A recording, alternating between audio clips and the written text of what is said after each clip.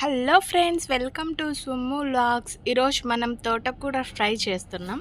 ముందుగా తోటకూరను సాల్ట్ వాటర్లో వేసి బాగా క్లీన్ చేసుకొని ప్యాన్ పెట్టుకొని ఆయిల్ వేసుకొని దాంట్లో ఆయిల్ బాగా హీట్ అయ్యాక పోపు దినుసులు, ఆనియన్స్ వేసుకోవాలండి.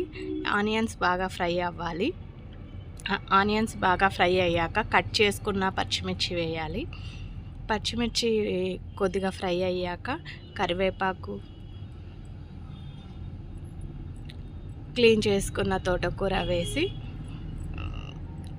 ఇదంతా బాగా మిక్స్ చేసుకోవాలి.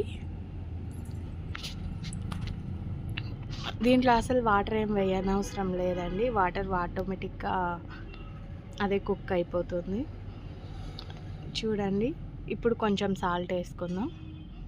ఇప్పుడు కొంచెం స్మాష్ చేసుకున్న వెల్లుల్లి, కారపొడి వేసుకుంటే